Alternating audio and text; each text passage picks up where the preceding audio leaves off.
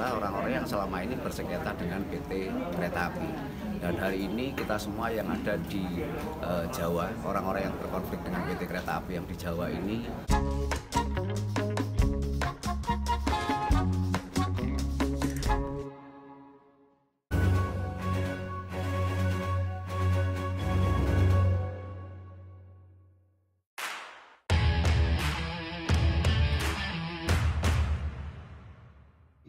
harus berada dalam situasi yang tidak pasti.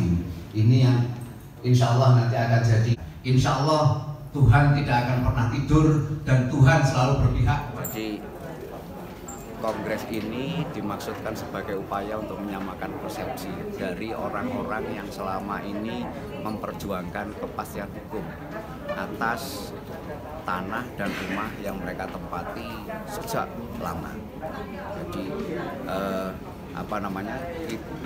mayoritas mereka adalah orang-orang yang selama ini bersengketa dengan PT Kereta Api.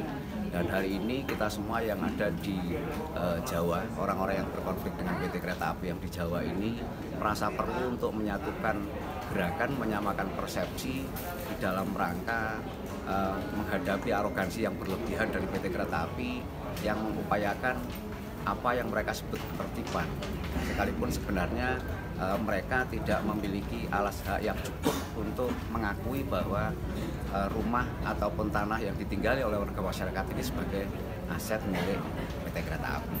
Yang kedua, ini juga dimasukkan sebagai upaya untuk mendorong kepada pemerintah untuk sungguh-sungguh melaksanakan komitmen reforma agraria.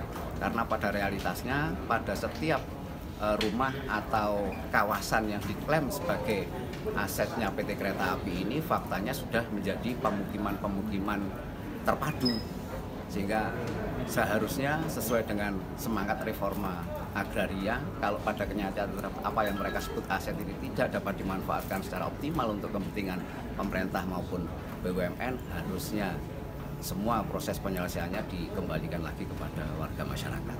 Itu yang menjadi keinginan kami, kenapa kemudian kami pada saat ini bersama-sama berkumpul untuk menyamakan persepsi juang. Kita akan merumuskan langkah-langkah yang lebih konkret, yang lebih masif.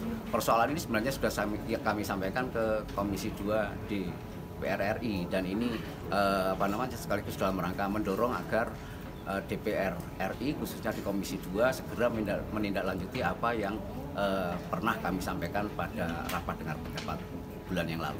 Di provinsi dan sampai kapanpun kami akan mendukung perjuangan Bapak sebelum ini berhasil. Dulu komitmen mendukung mereka karena ini penghuni tanah-tanah negara yang sudah puluhan tahun. Maka domain ini adalah domainnya pemerintah pusat. Kita mengharapkan ada keputusan dari Presiden untuk bisa memberikan hak-hak daripada teman-teman yang tergabung dalam APRTN. Maka dengan itu, seperti apa yang kita lakukan, kita selalu support.